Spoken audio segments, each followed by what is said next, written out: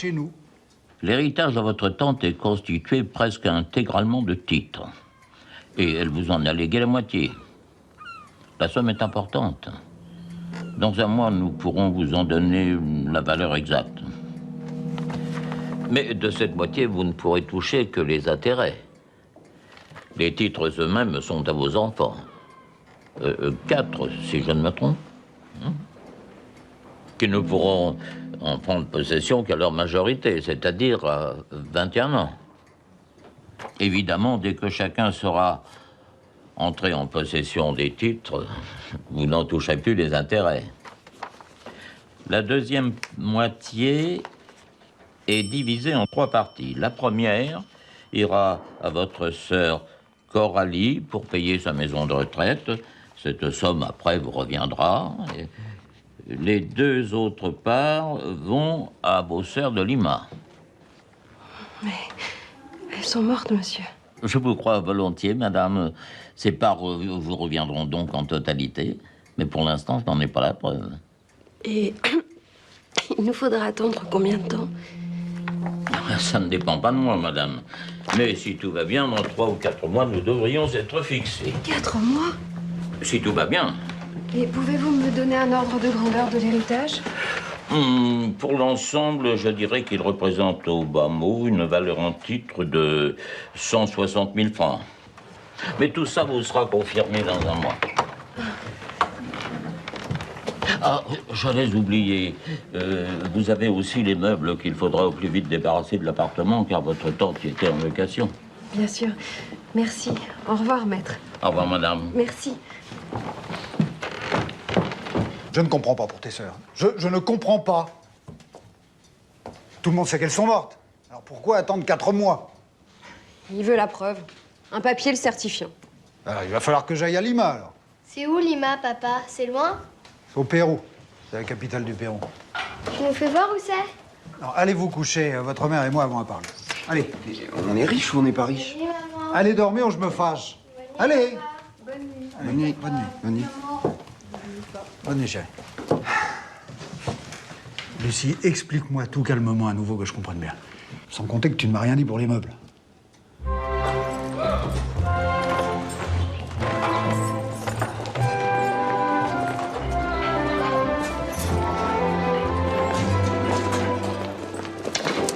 Je prends ce que je veux. Ah, ça dépend, madame. Bah, Joseph, tu dis n'importe quoi. Mais bien sûr, prenez ce que vous voulez. Il dit n'importe quoi. On vous doit bien ça. Joseph, du Havre. On voit bien que tu n'y es pas allé. C'est très loin, le Havre. Comment tu fais ça? C'est pas difficile. Écoute. Lola, je vais t'apprendre à te faire l'idée maintenant que j'ai un piano. Comment ça, t'as un piano, il est de passage, là, hein? 3 petits tours et hop, vendu. Hein. Maman, dis-lui non. Maman, s'il te plaît. Papa. Oui, ma fille, qu'est-ce qu'il y a? Il y a que Cécile voudrait qu'on garde le piano. On pourrait en tirer un bon prix, non? Il te plaît ce piano? Il te ferait plaisir? Oui. Eh ben, papa te l'offre. À toi d'en faire bon usage, hein, ma fille, hein? Depuis le temps que t'en voulais, hein. On va mettre tout ça où? On va vendre. Et à qui tu vas vendre? À tout le quartier. À toi de jouer, Joseph. Je sens que c'est une gymnastique qui t'intéresse, hein? Ah, merci, papa. Vous n'allez pas le regretter. C'est moi qui vous le dis.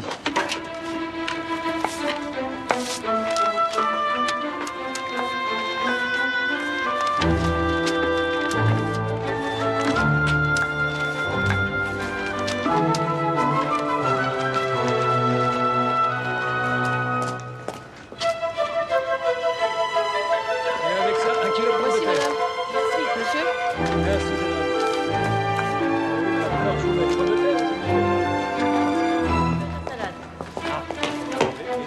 On compte sur vous, madame.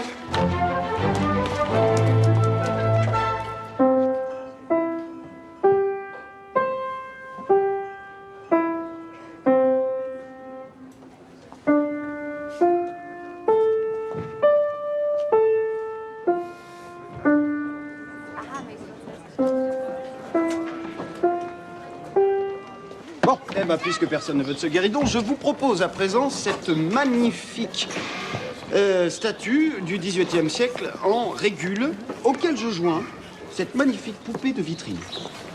Alors, monsieur le boulanger, ça à peine le prix d'une fournée. C'est très joli, surtout la poupée. Oui, regardez, madame, ses yeux, et puis ce visage, et puis ce petit sourire de Joconde. Vous pouvez garder vos vieilleries. Et payez d'abord ce que vous me devez. Moi, ça m'intéresse. Je vois que j'ai enfin affaire à un connaisseur.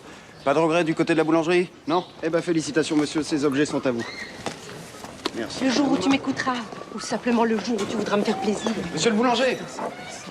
Ce soir, notre compte sera soldé. En plus, nous vous prenons une tarte. Une grosse tarte. J'aime bien le bateau. Je suis content que personne n'en ait voulu. Ah ouais, mais il y a un prix en dessous duquel je pourrais pas descendre. T'en as une pour chacun. Ça va être comme ça tous les jours. Mais attendez. Ah non, pas tout de suite, malheureusement. Faut attendre que le notaire du Havre nous donne la part d'héritage qui nous revient. Allez. Les parents avaient fait les comptes et on avait de quoi tenir 4 mois, même si papa arrêtait son travail. Parce qu'il n'avait qu'une envie, reprendre ses études de médecine, interrompues faute d'argent. Et la première chose que décida maman, ce fut de nous habiller tous. Maman commença par les chaussures. Être bien chaussé, c'est partir d'un bon pas dans la vie. C'était la première fois que nous avions le sentiment d'être riches. C'était délicieux. Avec les premiers intérêts et la vente des meubles, papa avait décidé que nous pouvions déménager. Maman s'était donc mise à la recherche d'un appartement. Et un soir... On peut déménager. J'ai trouvé ce qu'il nous faut. Ah. C'est où? Un bel immeuble. Impasse Vendôme.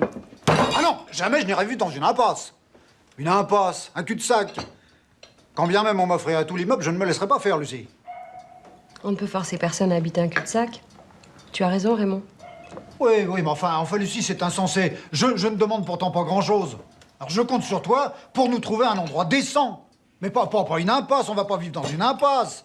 C'est démoralisant, d'abord. Vivre dans une impasse, c'est démoralisant. Ram grondait 1 minute, On a 2 minutes, pas l'impression, alors, plus. tout de suite, d'être Nous tiré attendions par à la le fois fond. craintifs et On amusés essaie que de le s'élever. spectacle prenne On fin. essaie un petit peu de s'élever dans la vie, et là, tout à coup, alors on irait vivre dans une impasse. Non, mes enfants, la vie est déjà assez difficile comme ça. Puis l'orage s'éloignait. Maman devait avoir un secret pour pouvoir ainsi faire changer papa d'avis.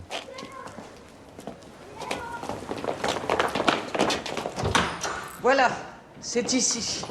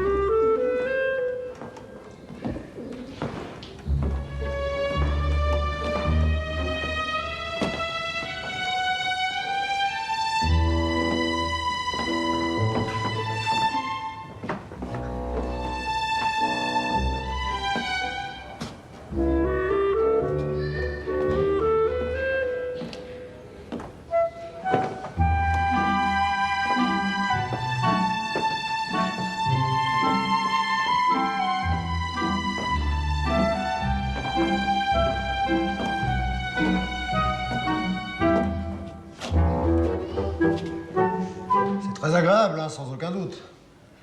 Mais alors qu'on ne prononce jamais le mot d'impasse. Nous dirons la rue Vandame.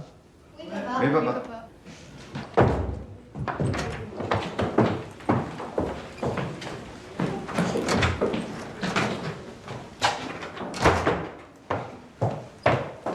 Nous avions donc déménagé. Bien. J'avais un nouvel ami, Désiré Vasselin. Désiré restera toujours pour moi l'ami par excellence.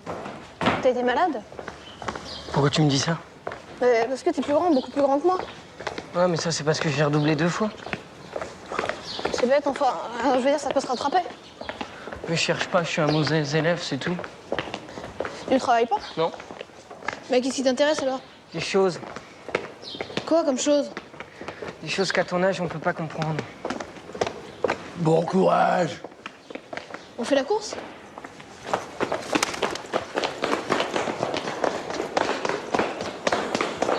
Dans l'immeuble habitait également Mademoiselle Bailleul.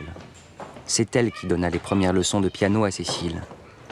Mademoiselle Bailleul nous faisait tous rêver en nous laissant deviner des mondes qui nous étaient encore inconnus.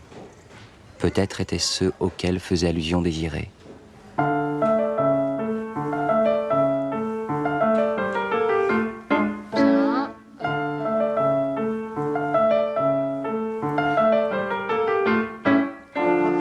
avec le 4. Et. Vas-y.